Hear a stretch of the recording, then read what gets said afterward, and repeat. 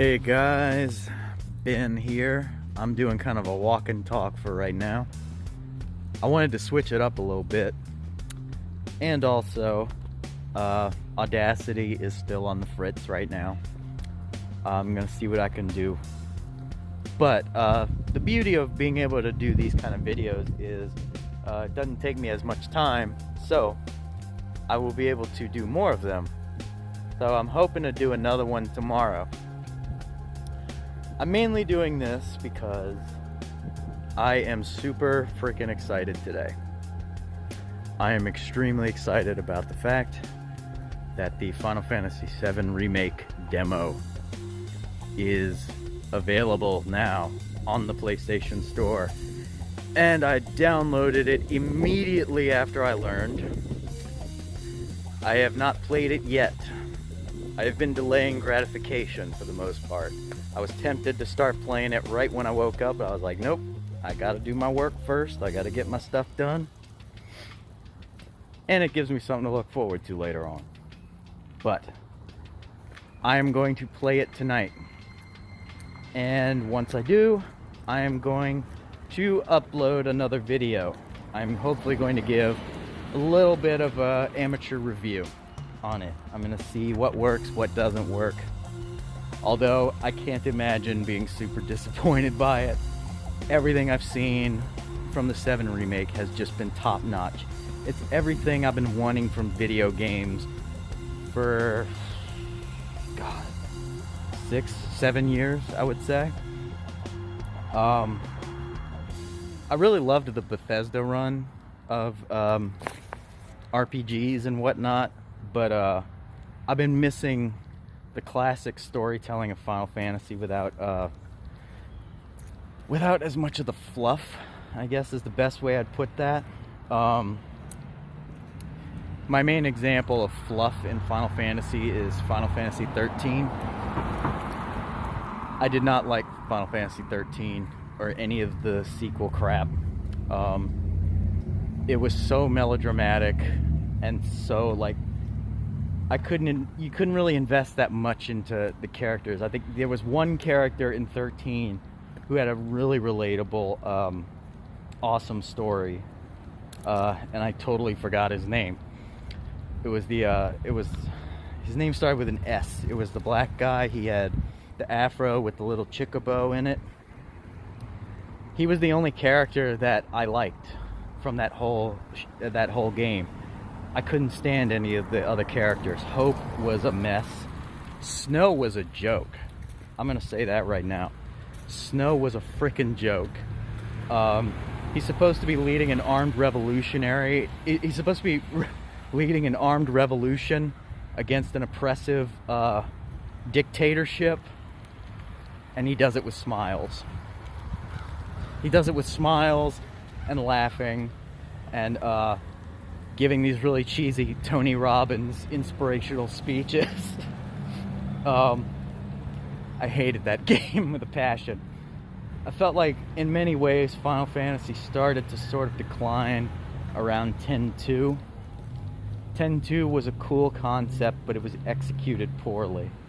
I feel like, that game, it wasn't about the fact that it was starring Yuna, because Yuna is actually one of my favorite characters in 10. I was totally down playing that, but it was the fact that they basically made it poppy and kind of silly when the original game had such a heavy, serious tone. It was a complete departure. It had its moments here and there, mostly with the Vegna gun stuff and with the faction warfare. But Final Fantasy's been in a state of decline, in my opinion. I know there are a lot of people out there who would disagree with that, but it's just how I feel. 12 was basically just the Star Wars saga repackaged with a Final Fantasy title. And 15. First off, 15 was the start of my being nervous about delays for stuff like the 7 remake. because as I'm sure many of you are aware, 15 was delayed by a decade. Literally, we got awesome trailers put on the internet for Versus 13. They all looked gorgeous and crazy amazing, and there was the fact that it was going to be the first rated M title in Final Fantasy. I was psyched about that game. And then 10 years later, they finally got around to making it after changing it to Final Fantasy 15 and literally rewriting the entire scenario. 15 was good, but it wasn't great. It was very short. It was to the point, which in a Final Fantasy game, I'm not big on.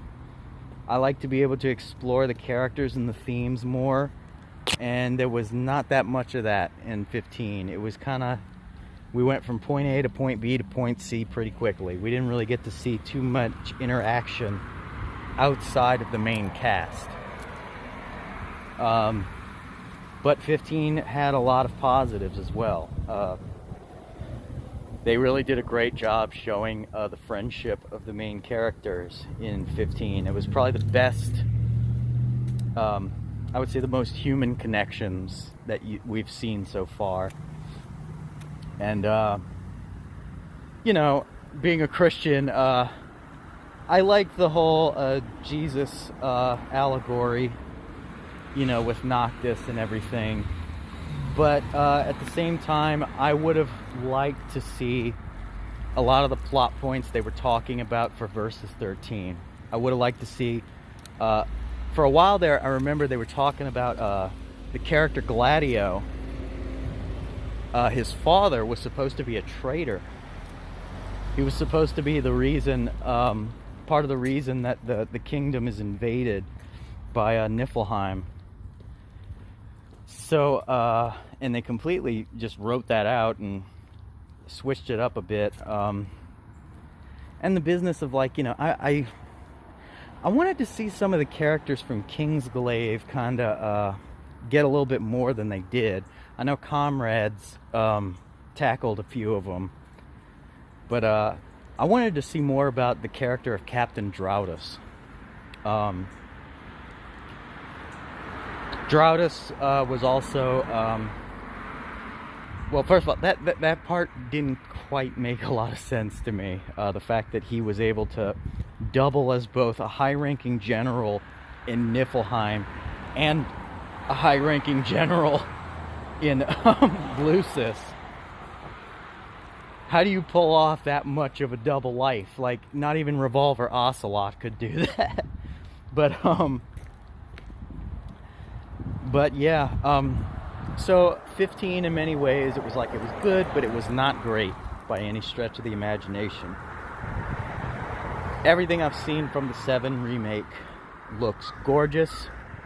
The fact that, you know, when it was first delayed, that made me nervous because it immediately reminded me of the 15 situation.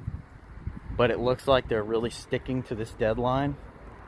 The fact that we've got the demo out now and everything, and we've got about a month and 10 days until it comes out. I'm excited, and I am going to let you all know what I think. I played Final Fantasy VII is my favorite video game of all time. I've played it so many times. I know that game beat by beat.